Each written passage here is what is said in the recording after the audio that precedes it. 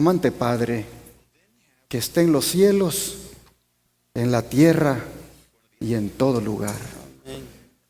Nosotros, Señor, hemos reconocido y creído que usted es el único Dios, el que nos formó en el vientre de nuestra madre, el que nos ha creado y ha puesto tantos órganos en nuestro cuerpo solo con el fin de que le demos gloria a su nombre. Amén. Así que al estar aquí, queremos, Señor, estar a tono con ese propósito con el cual nos hizo.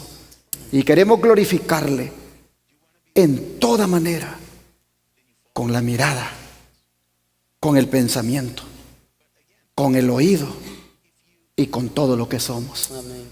Porque, Señor, hay de nosotros si comparecemos de una manera trivial y también sin propósito alguno. Padre, ya sabemos también que así como usted es amor, también es fuego consumidor. Por lo tanto, nos humillamos ante su presencia y lo reconocemos como el Dios santo, santo, santo, y quien merece toda la honra y la gloria. Bendíganos en esta hora, que su palabra, Señor, nos llene y nos indique cuál es su voluntad. Lo rogamos en el nombre de Jesús. Amén. Este día, hermanos, en el seminario profético La Revelación de Jesucristo, en su tema número 38, vamos a dar inicio al estudio de otra profecía que tiene que ver con la iglesia verdadera a partir del momento cuando ella le da cumplimiento a Génesis 3:15. Vamos a mirar el desarrollo más intenso del gran conflicto entre los obedientes de la simiente de la mujer, como ya dije, de Génesis 3:15, y los desobedientes de la simiente de la serpiente, símbolo de Satanás. Siendo estos últimos una mayoría, nosotros miraremos cómo, dirigidos por Satanás, se van a enfocar en destruir a los obedientes hijos de Dios. Y cuando digo que vamos a iniciar el estudio de esta profecía, es porque nos va a tomar 3 o más sábados realizar dicho estudio. Vamos a titular el tema de nuestro estudio esta mañana: la mujer, el niño y el dragón. Abramos la Biblia en Apocalipsis 12, versículos 1 al 6. Apocalipsis 12, versículos 1 al 6.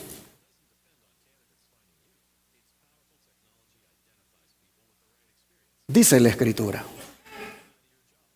apareció en el cielo una gran señal, una mujer vestida del sol, con la luna debajo de sus pies, y sobre su cabeza una corona de 12 estrellas. Y estando encinta, clamaba con dolores de parto en la angustia del alumbramiento. También apareció otra señal en el cielo. He aquí un gran dragón escarlata, que tenía 7 cabezas y 10 cuernos, y en sus cabezas 7 diademas. Y su cola arrastraba la tercera parte de las estrellas del cielo, y las arrojó sobre la tierra.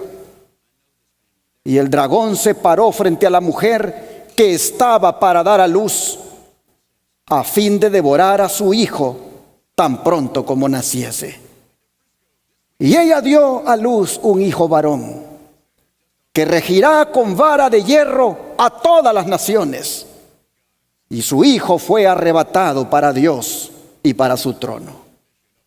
Y la mujer huyó al desierto, donde tiene lugar preparado por Dios, para que allí la sustenten por 1260 días. Aquí nosotros tenemos una visión ni más ni menos que de la iglesia verdadera.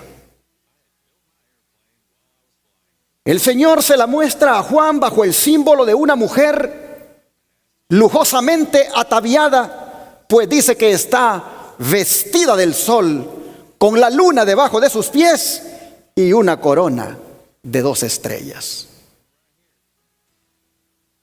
Pero, ¿por qué simbolizar a la iglesia con una mujer? Es que solo una mujer le puede dar cumplimiento a la profecía de Génesis 3:15. Y es interesante cómo en las Escrituras la iglesia siempre ha sido simbolizada por una mujer, tanto en el Antiguo como en el Nuevo Testamento. Veamos algunos ejemplos. Isaías 54. Isaías 54, versículos 5 al 8.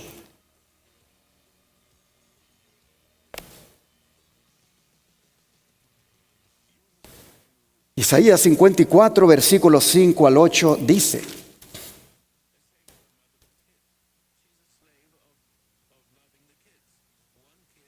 porque tu marido es tu hacedor, Jehová de los ejércitos es su nombre, y tu redentor, el Santo de Israel, Dios de toda la tierra, será llamado. Porque como a mujer abandonada y triste de espíritu, te llamó Jehová, y como a la esposa de la juventud que es repudiada, dijo el Dios tuyo: por un breve momento te abandoné, pero te recogeré con grandes misericordias. Hermanos y hermanas, ¿qué Dios más bueno el Dios al cual servimos? ¿Qué Dios más bueno el Dios al cual usted y yo adoramos? Miren ustedes cómo Él aquí se expresa. Su relación con nosotros, por la forma como Él se expresa, es como la relación de un esposo que ama a su esposa. Pero interesante, es un amor tan peculiar que yo no sé si habrá algún esposo que lo tenga. Pues Él dice que aunque ella le abandona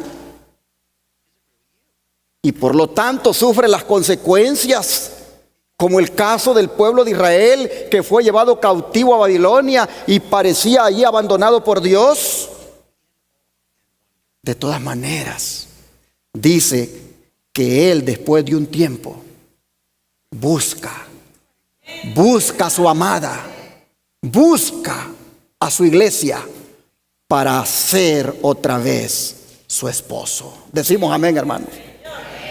Solo Dios puede hacer eso. El Espíritu de profecía dice: como todas las demás excelentes dádivas que Dios confió a la custodia de la humanidad, el matrimonio fue pervertido por el pecado. Pero el propósito del Evangelio es restablecer su pureza y hermosura. Tanto en el Antiguo como en el Nuevo Testamento se emplea el matrimonio para representar la unión tierna y sagrada que existe entre Cristo y su pueblo, los redimidos a quienes Él adquirió al precio del Calvario. Discurso Maestro Jesucristo, página 57. Por eso le dice en Isaías, tu esposo, le dice, es tu redentor. ¿Por qué? Porque la redimió a precio de sangre en la cruz del Calvario. Hermanos y hermanas, pero refiriéndose a la manera más específica que hemos leído en Isaías, vean lo que dice la siguiente declaración. Todo el capítulo 54 de Isaías es aplicable al pueblo de Dios. y se cumplirá cada especificación de la profecía. El Señor no abandonará a su pueblo en el tiempo de su prueba. Pues dice, por un breve momento te abandoné, pero te recogeré con grandes misericordias. Con un poco de ira escondí mi rostro de ti por un momento, pero con misericordia eterna tendré compasión de ti, dijo Jehová tu Redentor. Estas palabras de consuelo, dice, ¿son pronunciadas para los que están invalidando la ley de Dios? No, no. La promesa es para los que en medio de la apostasía general guardan los mandamientos de Dios y ensalzan la norma moral ante los ojos del mundo que ha abandonado la ley y ha quebrantado el pacto eterno. Río Ángel 28 de 1895. O sea, hermanos y hermanas, según el don de profecía, las palabras de Isaías son para nosotros que por su gracia ensalzamos los mandamientos de Dios. Pero el simbolismo de la mujer, hermanos, también se aplica cuando la iglesia se corrompe o cae en apostasía. Pues vea lo que dice Jeremías capítulo 3, versículo 20, Jeremías 3, versículo 20.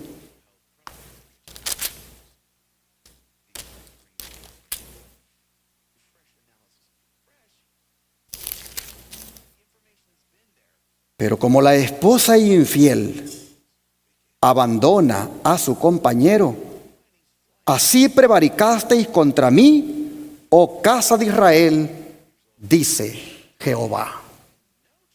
Vean, hermanos y hermanas, el cargo que Dios presenta contra Israel por su infidelidad. Ellos estaban unidos a Jehová por pacto matrimonial, pero habían quebrantado el pacto y sido desleales contra Dios.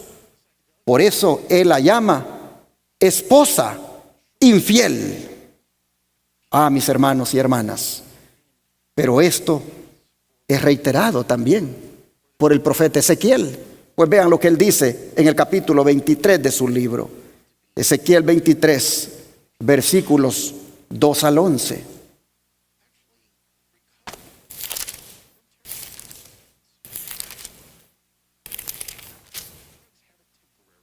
Dice la palabra de Dios: Hijo de hombre, hubo dos mujeres, hija de una madre, las cuales fornicaron en Egipto, en su juventud fornicaron. Allí fueron apretados sus pechos, ahí fueron estrujados sus pechos virginales.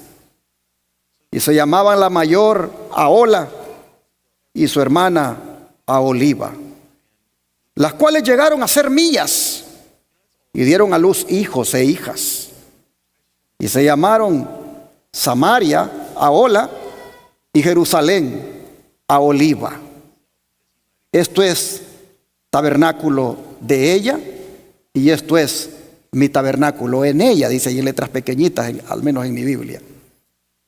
Y Ahola cometió fornicación aún estando en mi poder, y se enamoró de sus amantes, los asirios, vecinos suyos, vestidos de púrpura, gobernadores y capitanes, jóvenes, codiciables, todos ellos, jinetes que iban a caballo.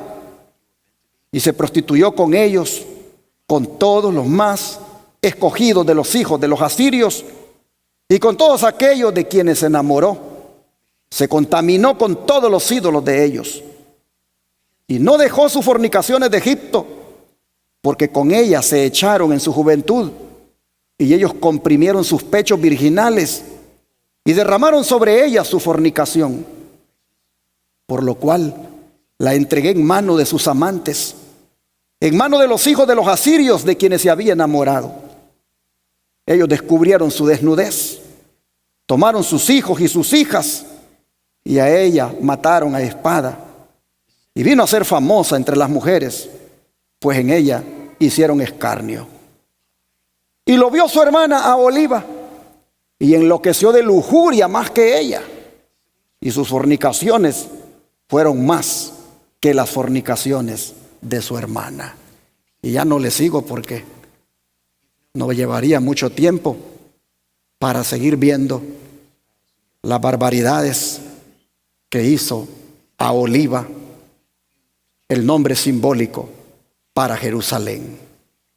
Si ustedes se fijaron, Dios se refiere a su iglesia como dos mujeres fornicarias o infieles con el nombre de Ahola y Aholiba. Ahola en referencia a Samaria y Aholiba en referencia a Jerusalén. Me llamó la atención el significado que leí, pues dice que Ahola significaba o significa su tienda o su tabernáculo, porque resultó que Ahola, o sea Samaria, prácticamente inventó su propia forma de culto, como también inventó su propio templo. Mientras que en el caso de Jerusalén, Aholiba, su nombre simbólico, significaba mi tienda o tabernáculo en ella, porque resulta que allá en Jerusalén estaba el templo de Jehová.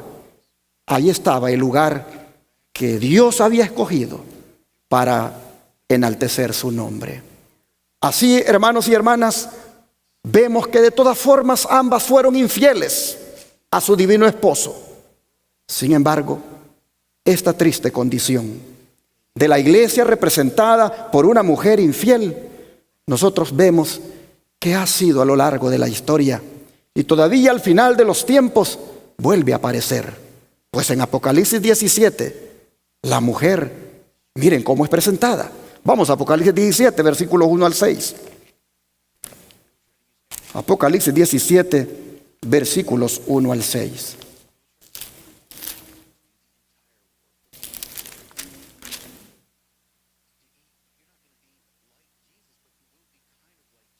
Vino entonces uno de los 7 ángeles que tenían las 7 copas y habló conmigo diciéndome: ven acá y te mostraré la sentencia contra la gran ramera, la que está sentada sobre muchas aguas, con la cual han fornicado los reyes de la tierra, y los moradores de la tierra se han embriagado con el vino de su fornicación.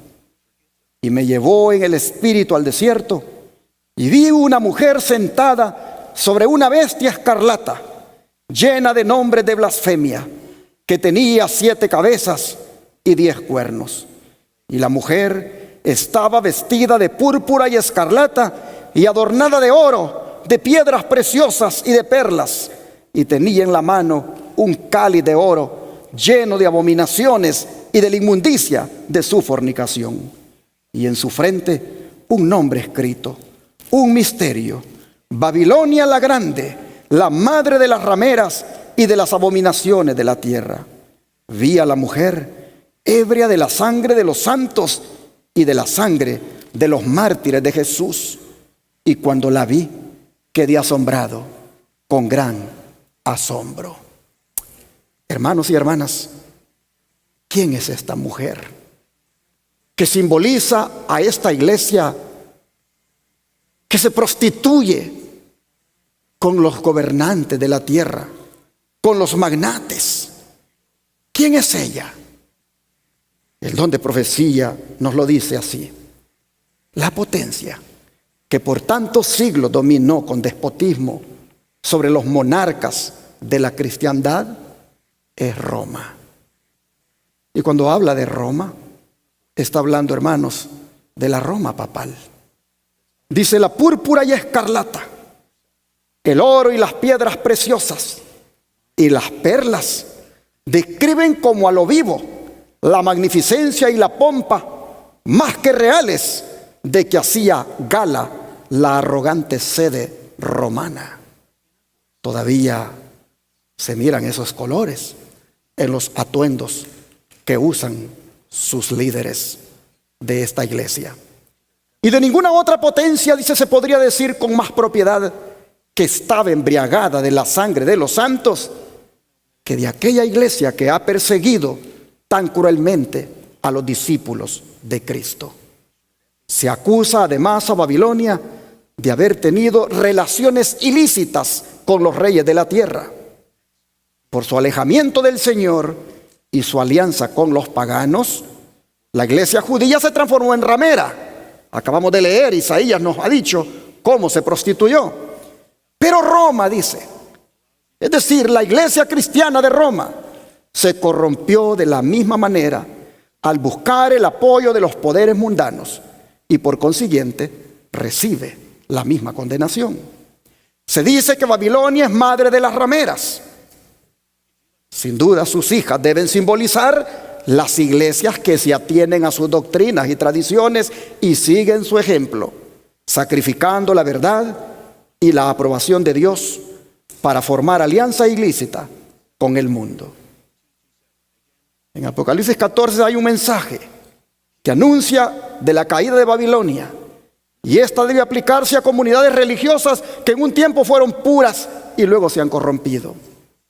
Muchas de las iglesias protestantes están siguiendo el ejemplo de la iglesia romana y se unen inicuamente también con los reyes de la tierra. Así obran las iglesias del Estado en sus relaciones con los gobiernos seculares y otras denominaciones en su afán de captarse el favor del mundo. Así, hermanos y hermanas, el don de profecía en el conflicto de los siglos, página 379 y la 380, se ha referido nada más ni nada menos que a la iglesia católica de Roma, como también a las iglesias protestantes que encajan en el símbolo de la gran ramera. La mujer que en Apocalipsis 17 le es infiel a Dios y que hasta ha perseguido a los santos del Altísimo. No tenemos tiempo ahora para suplir aquí de pruebas, pero ya las hemos suplido en otros mensajes anteriores de cómo esta verdad está respaldada. La historia, usted puede acudir hoy en el Google a buscar datos y le hablará de estas cosas. Pero en contraste, hermanos, en contraste con esta iglesia apóstata, con esta iglesia que se prostituye, que como una ramera le es infiel a Dios, en contraste con esta mujer, nosotros hemos visto en Apocalipsis 12 que se destaca esta otra mujer, esta que está vestida del sol y que tiene la luna debajo de sus pies y su cabeza coronada de 2 estrellas, la cual, como dije al principio, es símbolo de la iglesia verdadera. Algunos se desconciertan porque Juan la mira en el cielo y se apresuran y dicen, es la Virgen María. Sí, dicen eso porque la mujer de Apocalipsis 17, la prostituta, la ramera, esa les ha enseñado de que esta mujer de Apocalipsis 12 es la Virgen María. Sin embargo, los que creen esto no se dan cuenta al leer la profecía que esta mujer vestida de sol es objeto de la ira satánica hasta la venida de Cristo, mientras que María está en la tumba esperando la mañana de la resurrección para que su hijo la levante. Oh, mis hermanos, tampoco toman en cuenta los que dicen que esta mujer de Apocalipsis 12 es la Virgen María. Tampoco toman en cuenta que no se le puede aplicar a María el simbolismo de las 2 estrellas que tiene en su cabeza, ni mucho menos la huida al desierto. Pues María es verdad que huyó, pero huyó a Egipto y no huyó por 1260 días que son proféticos y que equivalen a 1260 años. No puede aplicársele a María eso. Entonces, ¿cómo entender? ¿Cómo entender el que la mujer, símbolo de la iglesia, Juan la mire en el cielo? Es que, hermanos y hermanas, la iglesia es de origen celestial. ¿Cuántos lo creen? La iglesia es de origen celestial. Y aunque se encuentra aquí en la tierra, el libro de Efesios dice que ella vive en lugares celestiales. Vamos al libro de Efesios, capítulo 2, versículo 4 al 6 para verlo. Efesios capítulo 2, versículo 4 al 6.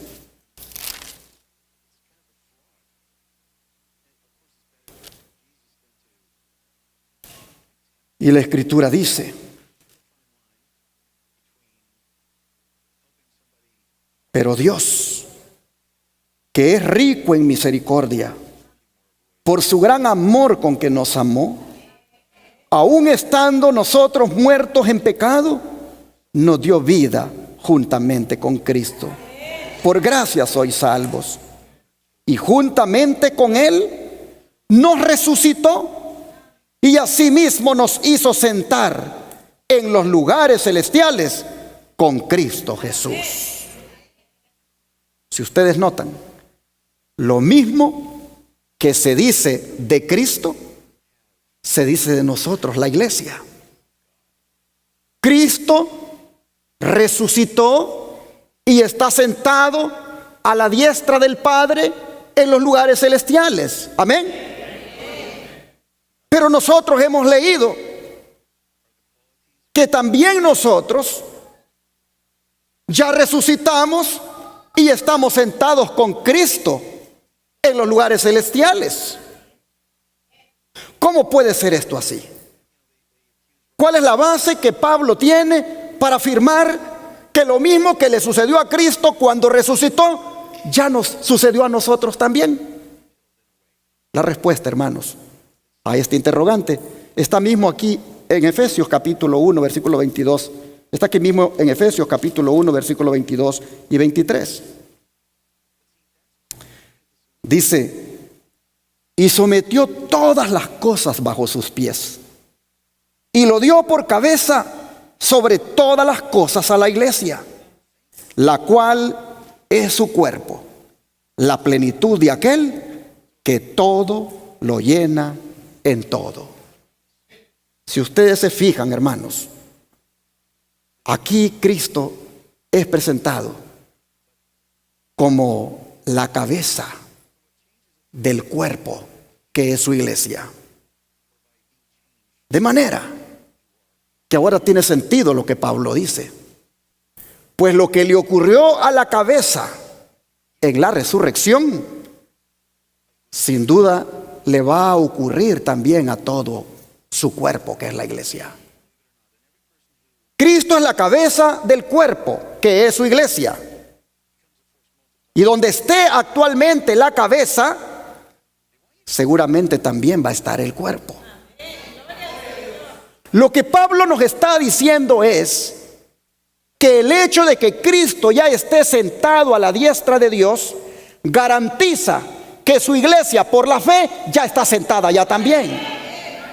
Y que en la realidad se cumplirá cuando sea esta iglesia levantada por Él en su segunda venida.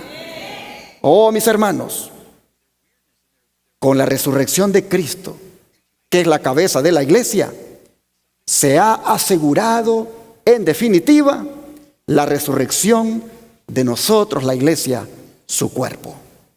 Así que como creyentes ya pertenecemos por la fe al mundo celestial. Ya estamos sentados, dice Pablo, con Cristo en los lugares celestiales. La entrada de Cristo al cielo es la garantía de que nosotros también entramos por la fe en Él. Pues donde está la cabeza, por la fe también está su cuerpo. Cuando usted ora, ¿a dónde dirige usted su oración? ¿Acaso no la dirige a los cielos? Oh, hermanos y hermanas, la vida espiritual aquí en la tierra llega a ser un anticipo de la vida celestial. Cuando los sábados nos congregamos, aquí estamos nosotros teniendo un anticipo de lo que será la vida celestial. La presencia del Padre, del Hijo y del Espíritu Santo aquí en medio nuestro nos garantiza que estaremos con ellos para siempre también en el cielo. Oh, hermanos, Cristo está con nosotros hoy por medio de su representante, el Espíritu Santo. Pero al mismo tiempo dice Pablo que nos considera como si ya viviéramos con Él. Al ascender Cristo, hermanos, que es la cabeza de la iglesia, a los lugares celestiales, repito, asegura que nosotros también subiremos. Pero ¿qué significado tiene ya el hecho de saber que estamos con Cristo sentados en lugares celestiales? ¿Cómo podemos capitalizar eso en la vida práctica de nosotros los cristianos? ¿Cómo eso puede, hermanos, ser mostrado que ya vivimos en los lugares celestiales por la fe? Pónganle atención a esta declaración que les voy a poner para que salgamos bendecidos de esto que hemos leído en la Biblia. Dice: Dios desea que sus hijos muestren al mundo lo que significa estar sentado en los lugares celestiales en Cristo, para mostrar a los siglos venideros las abundantes riquezas de su gracia en su bondad para con nosotros en Cristo Jesús. Espera que manifestemos esa bondad. ¿En qué forma, hermanos? En nuestro trato mutuo. El Señor desea que sus hijos se estimen unos a otros como comprados por la sangre de Cristo. Y cuando hagan eso, sabrán lo que significa estar sentado en los lugares celestiales con Cristo. Nuestros labios necesitan ser santificados con un carbón encendido del altar de Dios. Entonces hablaremos palabras que eleven, refinen y ennoblezcan, palabras llenas de la fragancia de la justicia de Cristo, palabras que sean sabor de vida para vida. Así está escrito en el matinal en lugares celestiales, página 323.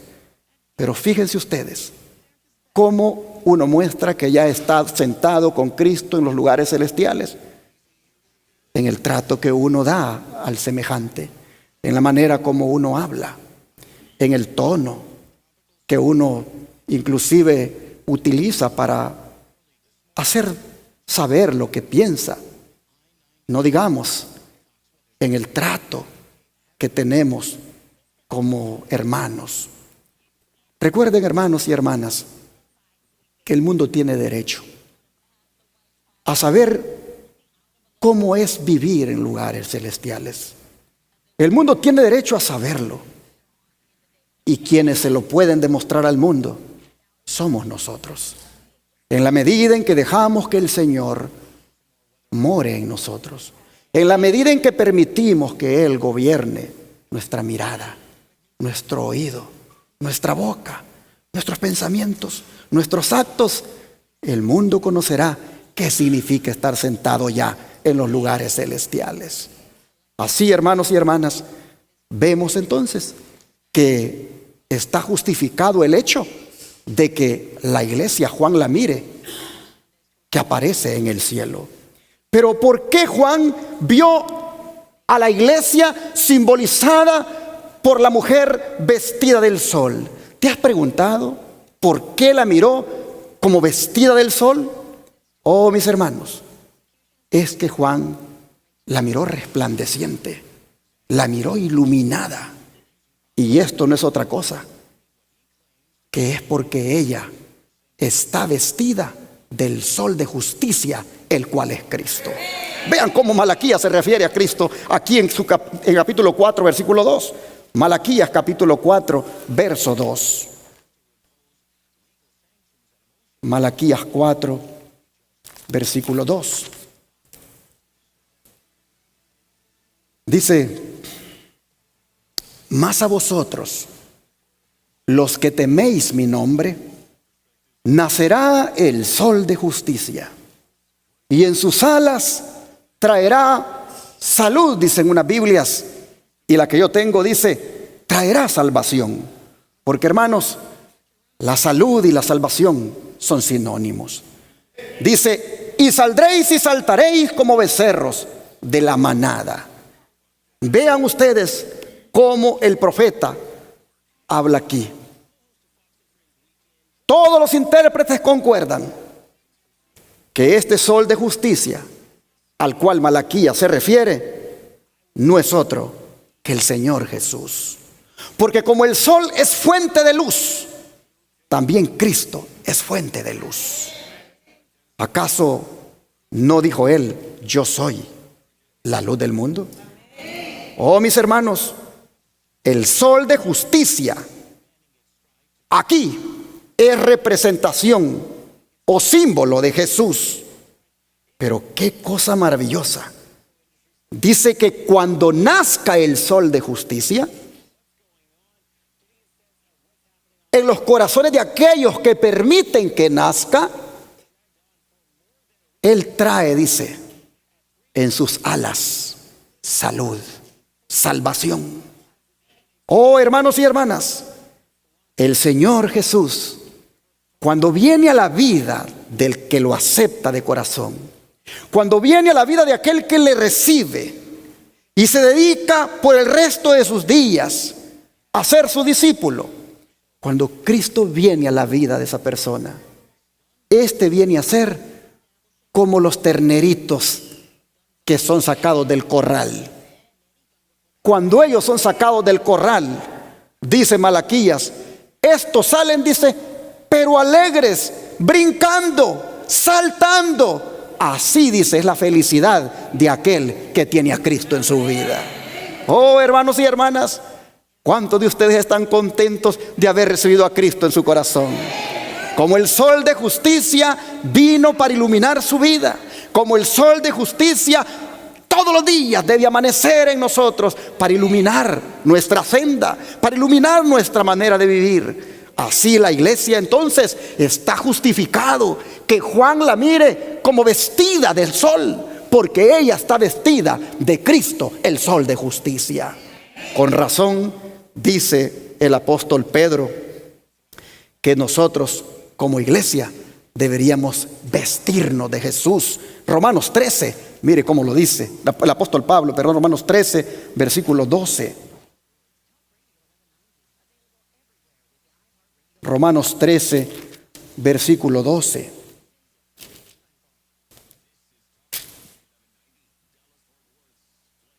Dice, la noche está avanzada y se acerca el día. Desechemos pues las obras de las tinieblas y vistámonos las armas de la luz. Pregunto, ¿quién es la luz? Cristo. Yo soy la luz del mundo, dijo él, en referencia a yo soy el sol de justicia.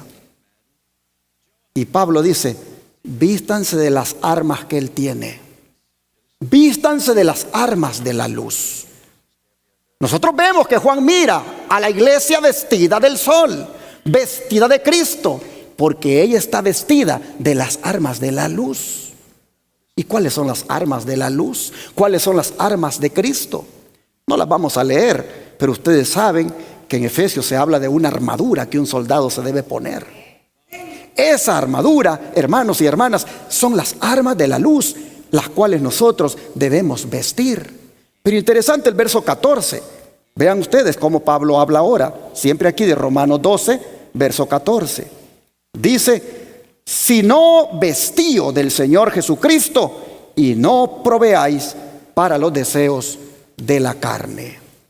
Así, hermanos y hermanas, la palabra del Señor nos dice que el cristiano, que la iglesia debe vestirse de Cristo, la luz, vestir sus armas.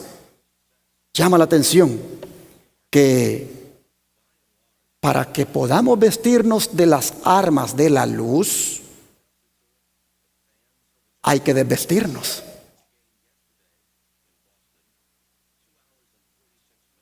Repito, para poder vestirnos de las armas de la luz, hay que desvestirnos. ¿Qué cosa? ¿Qué nos debemos quitar? ¿Qué debemos hacer cuando hablamos de desvestirnos? Ni más ni menos que desvestirnos, hermanos, de los deseos de la carne. Para poder vestirnos de las armas de la luz, hay que desvestirnos de los deseos de la carne. De lo contrario, solo pretenderíamos andar armados con las armas de la luz, pero sin que ellas nos den su protección, porque la vestimenta carnal no deja que las vestimentas de las armas de la luz protejan en todas las áreas de nuestra vida. Es necesario tener claros que debemos de vestirnos de la carne, de los deseos carnales. Pero si hay una descripción en el Antiguo Testamento que describe de una manera tan vívida esto de que la iglesia está vestida de luz, es la que se encuentra en el Cantar de los Cantares. Vamos a buscar aquí en el libro de Cantares, capítulo 6, versículo número 10. Está después de Eclesiastés, el libro de Cantares. Y en el capítulo 6, verso 10, encontramos una declaración que hace Salomón para la Sulamita, la mujer más hermosa que él tiene. Dice: ¿quién es esta que se muestra como el alba, hermosa como la luna, esclarecida como el sol, imponente como ejércitos en orden? Así Salomón se expresaba de la belleza y la fuerza de la Sulamita, su esposa. Y el don de profecía aplica a la iglesia estas palabras de quién es esta que se muestra como el alba, hermosa como la luna y esclarecida como el sol. Se los pongo en esta declaración. Dice: cuando esta obra haya quedado consumada, los discípulos de Cristo estarán listos para su venida. Entonces la ofrenda de Judá y de Jerusalén será grata a Jehová como en los días de la antigüedad y como en los años de remotos tiempos.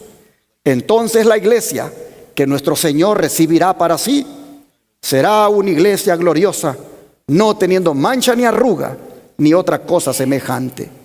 Entonces ella aparecerá como el alba, hermosa como la luna, esclarecida como el sol, imponente como ejército, con banderas tremolantes. Así, hermanos y hermanas, ven ustedes, se refiere a la iglesia cuando Cristo venga, cuando ésta esté deslumbrante con toda su gloria. Pero sigue diciendo: miembros de iglesia, despertada la importancia de la circulación de nuestras publicaciones y dedicad más tiempo a esta obra. Colocad en los hogares de la gente revistas, folletos y libros que predicarán el evangelio en sus diferentes aspectos. No hay tiempo que perder. Que muchos se entreguen voluntariamente y sin egoísmo a la obra del colportaje, y en esa forma ayuden a hacer resonar la advertencia que se necesita en gran medida. Cuando la iglesia realice la obra que se le ha encomendado, avanzará hermosa como la luna, esclarecida como el sol, imponente como ejército en orden. Consejo sobre la salud, página 462. No sé si notaron el mensaje. Que si bien es cierto, cuando Cristo aparezca en las nubes, la iglesia será tan gloriosa que será como la describe Salomón, es decir, hermosa como la luna y esclarecida como el sol. Si bien es cierto, eso ocurrirá cuando esté llena de gloria en el día de la venida del Señor. Dice el don de profecía que ya puede la iglesia parecer como Salomón la describe, hermosa como la luna, esclarecida como el sol e imponente como ejércitos en orden. Ya puede la iglesia experimentarlo. ¿Cuándo? Dice, cuando sale a predicar el evangelio, cuando sale y va tocando puertas, cuando sale y va compartiendo estudios bíblicos, cuando sale y va regalándole a otros revistas, libros que tienen el mensaje. Cuando como iglesia nos dedicamos a esa tarea misionera, allí dice, comenzamos a ser hermosa como la luna, esclarecida como el sol e imponente como ejércitos en orden. De manera que no nos perdamos tan grande privilegio, no nos perdamos de experimentar desde ya lo que será la iglesia cuando gloriosamente Jesús se la lleve. Empecemos a vivirlo ya siendo, hermanos, una iglesia misionera 100%. El don de profecía sigue diciendo: el Señor ha provisto a su iglesia de capacidades y bendiciones para que presente ante el mundo una imagen de su propia suficiencia y para que su iglesia sea completa en Él, una constante representación de otro mundo, el mundo eterno, regido por leyes superiores a las terrenales. Voy a leerlo otra vez. El Señor ha provisto a su iglesia, ¿de qué cosa? De capacidades y bendiciones. ¿Para qué? Para que presente ante el mundo una imagen de su propia suficiencia, la del Señor, y para que su iglesia sea completa en Él, una constante representación de otro mundo, el mundo eterno, regido por leyes superiores a las terrenales. En otras palabras, hermanos y hermanas, la iglesia está capacitada por el Señor para que hable del reino eterno que le espera a aquel que ame al Señor. Sigue diciendo: su iglesia ha de ser un templo erigido a la semejanza divina, y el arquitecto angelical ha traído su áurea vara de medir del cielo, y cada piedra debe ser labrada y escuadrada según la medida divina, y pulida para brillar como emblema del cielo, irradiando en todas direcciones los rayos brillantes y claros del sol de justicia. La iglesia ha de ser alimentada del maná celestial y mantenida bajo la única guardia de su gracia, revestida con la armadura completa de luz y justicia eterna. Entra en su final conflicto. La escoria, el material inútil, será consumida, y la influencia de la verdad testifica ante el mundo de su carácter santificador y ennoblecedor. Estos 3 testimonios para ministros, página 13 a la 14, y es en relación a lo que la iglesia puede hacer ya en el aspecto evangelístico, en el área misionera. Así, hermanos y hermanas, queda justificado, como dijimos, el hecho de que la iglesia, Juan la mire vestida del sol, iluminada por Cristo, iluminada por la gracia de Cristo, y va siendo también luz para otros. Pues dijo Cristo que Él era la luz del mundo, pero también dijo: vosotros sois la luz del mundo. En la medida en que reflejamos a Cristo en nuestra vida, nos venimos a convertir en luz en medio de las tinieblas. Oh, hermanos y hermanas, pero ¿qué de la luna? ¿Por qué Juan mira a la iglesia simbolizada por una mujer que está parada sobre la luna? Diversos comentadores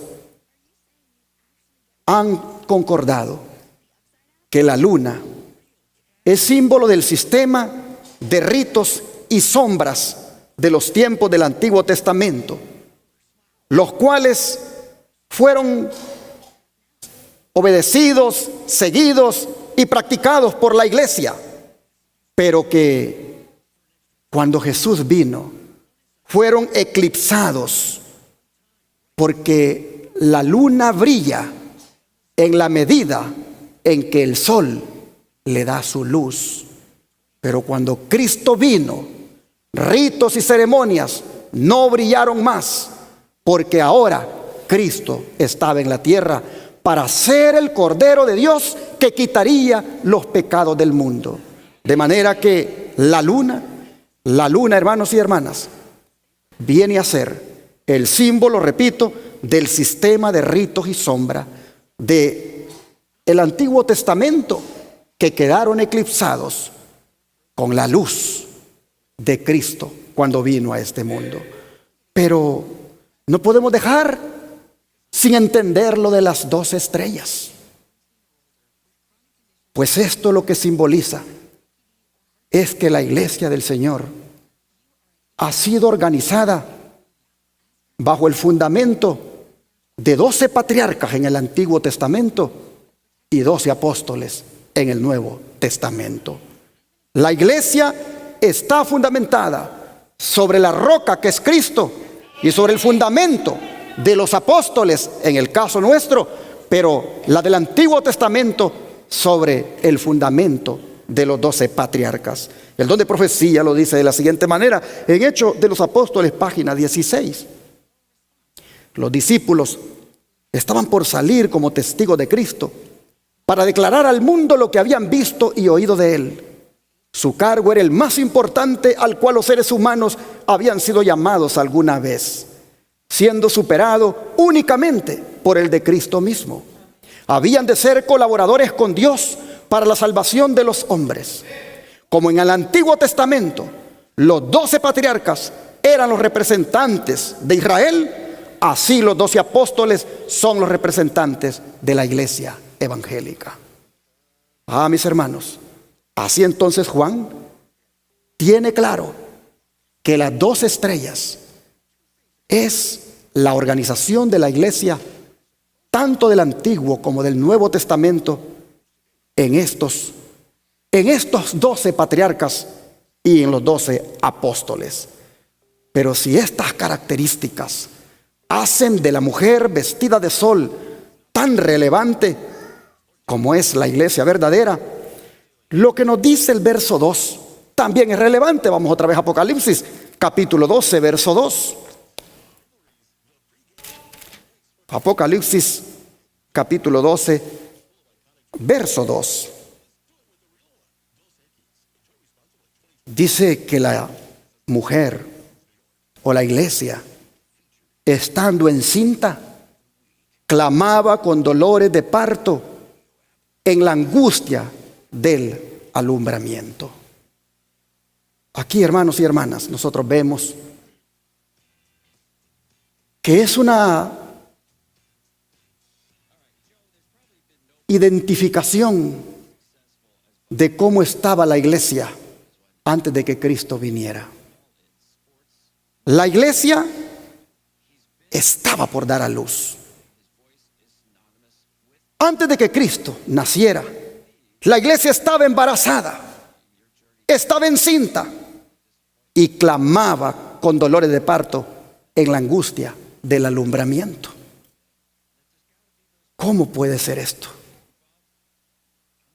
Si cuando vino a los suyos vino y los suyos no le recibieron, ¿cómo podemos decir entonces que es la iglesia, la del Antiguo Testamento, la que estaba para dar a luz, la que estaba embarazada y clamaba con dolores de parto? Hermanos y hermanas, el Señor Jesús le está diciendo a Juan: la visión que te doy a partir del capítulo 12 es lo que le ocurre a la iglesia a partir del día cuando yo nací en esta tierra. La iglesia, Juan la mira que estaba encinta, estaba embarazada, estaba a punto de dar a luz. Ella clamaba con dolores de parto. Esto no es otra cosa que una indicación de una iglesia que estaba orando porque ese Mesías viniera. Una iglesia que oraba porque apareciera ya el Hijo de Dios. Una iglesia, hermanos, que en lo más profundo de su corazón suplicaba porque el Mesías prometido apareciera. Oh, hermanos y hermanas, ¿por qué oraba esa iglesia por ese Mesías prometido? ¿Por qué oraba porque ya apareciera en el escenario? Porque ella sabía que en el Mesías prometido estaba la salvación y el perdón de los pecados. Oh, hermanos y hermanas, ¿quién era esa iglesia? No era la compuesta por los líderes religiosos, no era la compuesta por los fariseos, los sacerdotes, no. Era la compuesta por Zacarías y Elizabeth. Era la compuesta por Simeón y Ana. Era la compuesta por María. Era la compuesta por los magos aquellos que estaban estudiando las profecías y que ni israelitas eran. Era la compuesta por los pastores que en las noches cuando velaban por los cuidando los ganados o el rebaño, ellos también anhelaban que apareciera el Mesías. Esa es la iglesia que clamaba, esa es la iglesia que estaba por dar a luz, esa es la iglesia que con dolores de parto anhelaba ser liberada ya y que apareciera el Mesías. Oh, hermanos y hermanas, vean, para tener una idea cómo era esa iglesia, Lucas capítulo 1. Vamos a leer aquí el versículo 5.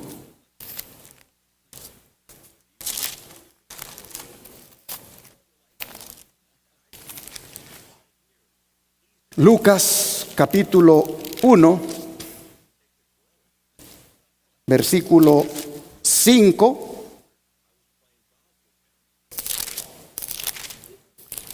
No vamos a leer todo el relato, pero vamos a leer hasta algún punto ahí. Dice: hubo en los días de Herodes, rey de Judea, un sacerdote llamado Zacarías, de la clase de Abías. Su mujer era de las hijas de Aarón y se llamaban Elizabeth. Aquí están los representantes, hermanos, de la iglesia que estaba embarazada, de la iglesia que estaba por dar a luz, de la iglesia que clamaba en oración porque los dolores de parto se acabaran y naciera el Mesías. Pues vean ustedes cómo lo describe el verso 6 a estos representantes de la iglesia. Dice: ambos, o sea, Zacarías y Elizabeth, eran como, hermanos, justos delante de Dios, y andaban como, hermanos, irreprensibles. ¿En cuántos mandamientos? En todos los mandamientos y ordenanzas del Señor. Esta era la iglesia que clamaba y que estaba una con dolores de parto, clamando porque ya fuera liberada de dicho parto y apareciera el Mesías. Esta era la iglesia, la representada por Zacarías y Elizabeth, hombres justos, piadosos, consagrados delante del Señor, hombres que eran irreprensibles en todos los mandamientos. Pero también junto con ellos, hermanos y hermanas, estaba una jovencita, versículo 26, que también estaba deseando que apareciera el Mesías. Dice el versículo 26: al sexto mes, el ángel Gabriel fue enviado por Dios a una ciudad de Galilea llamada Nazaret, a una virgen desposada con un varón que se llamaba José, de la casa de David, y el nombre de la virgen era María. Y entrando el ángel en donde ella estaba, salve muy favorecida, el Señor es contigo, bendita tú entre las mujeres. Mas ella, cuando le vio, se turbó por sus palabras y pensaba: ¿qué saludo sería ese? Entonces el ángel le dijo: María, no temas, porque has hallado gracia delante de Dios. Y ahora concebirás en tu vientre y darás a luz un hijo, y llamarás su nombre Jesús. Este será grande y será llamado Hijo del Altísimo, y el Señor Dios le dará el trono de David su padre, y reinará sobre la casa de Jacob para siempre, y su reinado no tendrá fin. María, la jovencita, que también era parte de esa iglesia que estaba por dar a luz, que estaba de parto, que estaba por que ya saliera del alumbramiento.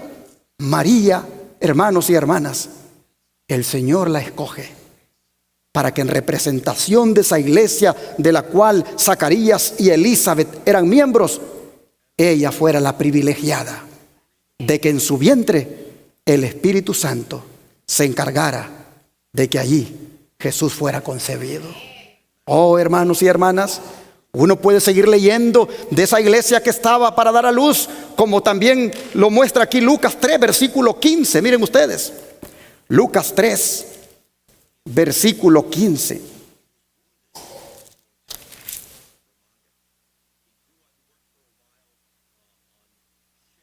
Como el pueblo estaba en expectativa, preguntándose todo en sus corazones si acaso Juan sería el Cristo, respondió Juan diciendo a todos: yo a la verdad os bautizo en agua, pero viene uno más poderoso que yo, de quien no soy digno de desatar la correa de su calzado. Él os bautizará en Espíritu Santo y fuego. Pero fíjense cómo dice el verso 15, hermanos, que el pueblo estaba en expectativa, preguntándose todos en sus corazones si acaso Juan sería el Cristo. ¿No les dice esto a ustedes que la iglesia estaba realmente embarazada, deseando salir de su embarazo y clamando porque fuera liberada ya del embarazo? La iglesia estaba en expectativa. ¿Quiénes? Los que ya mencioné: Zacarías, Elizabeth. Y así, hermanos, también vemos que Simeón y Ana. Vamos otra vez aquí, siempre al libro de Lucas, y vamos a mirar el versículo 20, capítulo 2, versículo 21. Dice: cumplidos los 8 días para circuncidar al niño, le pusieron por nombre Jesús, el cual le había sido puesto por el ángel antes que fuera concebido. Y cuando se cumplieron los días de la purificación de ellos, conforme a la ley de Moisés, le trajeron a Jerusalén para presentarle al Señor. Como está escrito en la ley del Señor, todo varón que abriere la matriz será llamado santo al Señor, es decir, primogénito. Y para ofrecer conforme a lo que se dice en la ley del Señor, un par de tórtolas o 2 palominos. Pero vean ustedes, aquí están otros representantes de la iglesia que estaba para dar a luz. Y he aquí había en Jerusalén un hombre llamado Simeón. Y este hombre justo y piadoso esperaba la consolación de Israel. Y el Espíritu Santo estaba sobre él. Y le había sido revelado por el Espíritu Santo que no vería la muerte antes que viera al ungido del Señor. Y movido por el Espíritu, vino al templo. Y cuando los padres del niño Jesús lo trajeron al templo para hacer por él conforme al rito de la ley, él lo tomó en sus brazos y bendijo a Dios diciendo: ahora, Señor, despides a tu siervo en paz, conforme a tu palabra, porque han visto mis ojos tu salvación, la cual has preparado en presencia de todos los pueblos, luz para revelación a los gentiles y gloria de tu pueblo Israel. Este es uno que estaba por dar a luz. Este es uno que representaba a la iglesia que estaba con dolores de parto. Un hombre piadoso, consagrado, que anhelaba la salvación, que anhelaba que el Mesías viniera. Pero a él se le une Ana. Pues dice el versículo 36, estaba también allí Ana, profetisa, hija de Fanuel, de la tribu de Aser, de edad muy avanzada, pues había vivido con su marido 7 años desde su virginidad, y era viuda hacía 84 años, y no se apartaba del templo, sirviendo de noche y de día con ayunos y oraciones.